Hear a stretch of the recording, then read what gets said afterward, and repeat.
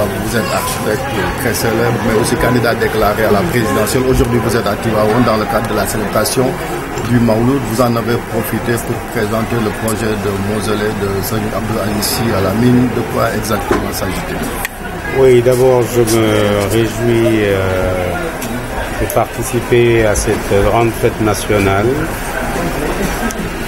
Comme vous le savez, comme on dit, je suis de la maison. Notre père à la mine avait des relations affectueuses toutes particulières avec nous. C'est la raison pour laquelle, au lendemain de sa disparition, je me suis entretenu avec la famille et je leur ai demandé de me donner le privilège de pouvoir lui dessiner son mausolée. J'en profite pour remercier la famille qui m'a dit oui, bien sûr, parce que nous connaissons les relations qu'il y a entre vous. Donc aujourd'hui, je suis venu présenter le projet à la famille et encore une fois, je m'en réjouis. Je pense que c'est symbolique à plus d'un titre. D'abord, comme vous le savez, je ne suis pas de la même confession, mais c'est ce qui fait que le Sénégal est un pays exceptionnel, qu'on puisse m'autoriser à concevoir le mausolée de notre père à la mine et quelque chose qu'on ne voit nulle part au monde. Je voudrais donc m'en réjouir en tant que Sénégalais et encore une fois remercier toute la famille de m'avoir donné ce privilège. Si vous devez nous présenter un peu ce mausolée, sa composition et le début des travaux, si on peut. C'est sous forme d'une étoile. Sur le plan de masse, vous verrez une étoile. On s'est inspiré bien sûr de l'architecture islamique. Vous verrez qu'il y a une étoile et un croissant. Les travaux vont démarrer, comme on dit, incessamment sous peu, mais tout de suite après le Maouloud. Et c'est Serigne Babacar qui s'occupe du projet. À l'intérieur, bien sûr, il y a la tombe du vénéré Khalif. Et en gros, c'est ça. Et quand est-ce que cela va terminer? Je pense que le chantier ne durera pas plus de 8 mois. Maintenant, sur le plan politique, vous êtes candidat, on a vu, il y a beaucoup de tensions dans le pays. Avec l'histoire du fichier, le ministre a finalement accepté. Vous qui êtes candidat, qu'en pensez-vous? Je me réjouis du fait que monsieur le ministre ait accepté d'ouvrir le fichier. Je pense qu'il faut quand même que l'autorité comprenne que personne n'a intérêt à ce qu'il y ait de la tension dans le pays. Et le Sénégal a une tradition démocratique. Il y a eu plusieurs alternances qui ont fait d'ailleurs le bonheur des Sénégalais et qui ont fait que le monde entier nous décrit comme un des pays certainement les plus démocratiques du monde. Donc il n'y a rien à cacher. Quand il n'y a rien à cacher, eh bien il n'y a rien à cacher. Et en tant que candidat, je m'en réjouis. Donc j'espère que les tensions vont s'estomper et que nous allons aller vers des élections libres, démocratiques. Je disais d'ailleurs, comme vous le savez, que nous avons lancé le slogan à partir d'aujourd'hui, il reste 100 jours pour que ce soit nous-mêmes qui entrions au palais. Donc nous avons commencé le compte à rebours.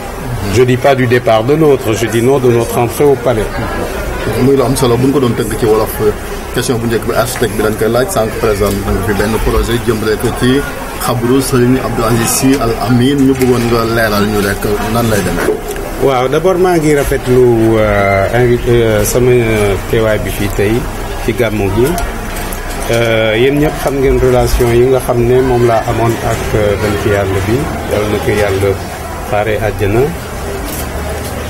bi mu fi jógee man maa ñaan famille bi ma leen yéen xam ngeen ne sëriñ bi moom sama baay la woon te sama baay la ba tey bëggoon naa ngeen may ma ma mën a dessiner mausolée bi nga xam ne fa lañ koy dencee. May rafetlu nag li nga xam ne famille bi décidé na ko rawatina doomam ji Babacar tey nag la yàlla tuddee pour mu indi plan yi won ko famille bi di koy rafetlu bu baax parce que xam ngeen Sénégal moom ni mu mel defe naa dëkk yi nekk ci àdduna si yëpp ñu ngi ñuy seet ndax li fi xewul fen maa ngi leen di yëgal sax am na ñu bëri ñu ko xamul sëriñ bi Alamine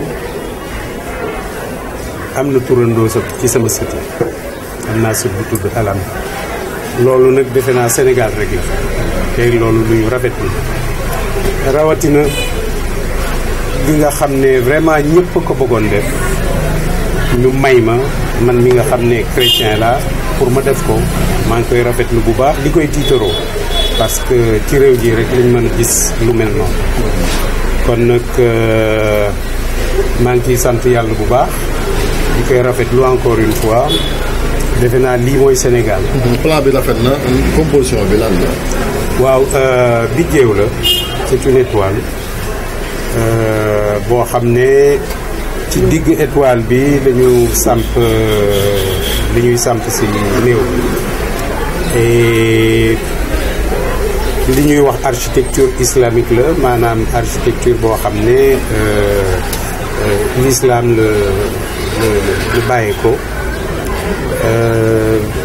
li ci des nag moom bon dessin plan architectural manque en tout cas encore une fois maa ngi rafetlu parce que ñu bëri bëggoon nañ ko def ñu ñëw tànn ma ni ma non yow comme que doomu paa bi nga woon yow yaa koy def maa ngi koy rafetlu mu la am solo ñuy fàttali candidat nga téeméeri fan moo des dox suñu diggante ak présidentiel yi coow li bëri na ci mbirum fichier bi ak tension bi noo ko gisee. waaw maa ngi rafetlu tamit li nga xam ne ministre de l'intérieur ubbi na fichier bi parce que li ñu war a wax li may wax mooy Sénégal àdduna si yëpp xam nañu ne démocratie fii la gën a samp ci Afrique gis nañ fi ay alternance ñaari alternance yoo xam ne ñëpp rafetlu nañ ko kon nag dañu bàyyi rek yëf yi ñu defante ko ci lu gën a ubbeeku lu gën a transparent mu bañ a am tension ñëpp a xam ne Sénégal moom démocratie yàgg na fi te kenn mën na ko fi jëlee ku fi defe ne di nga fi jëlee démocratie bi biñ fi samp da ngay nax sa bopp kon nag rafetlu naa li nga xam ne ministre bi ubbi na fichier bi am na yeneen ak yeneen yoo xam ne war na ko def incha allah xam naa dinañ ko def. parce que yaay dem palais.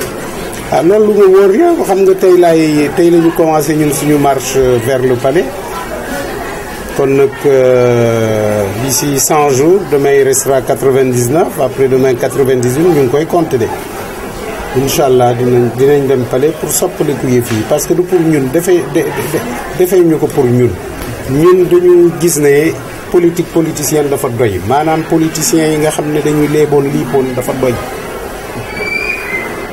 jot na réew mi ñu jox ko ñoo xam ne mën nañ téye réew développé ko man nag loolu rek laa jàng développé kon nag wóor nañu ne à partir du 24 février incha allah réew mi soppaliku bi ñu ciy defe naa bu ko sénégalais yi xamoon élection yi ëllëg lañ ñuy wax pour ñu def ko incha allah loolu ñu wóor ni kon nag waaw ñun commencé nañu dans la banlieue nañ ko commencé le 24 incha allah suñu marche bi nga xam ne banlieue lay jógee ba egg palais incha allah dans 100 jours. incha allah merci.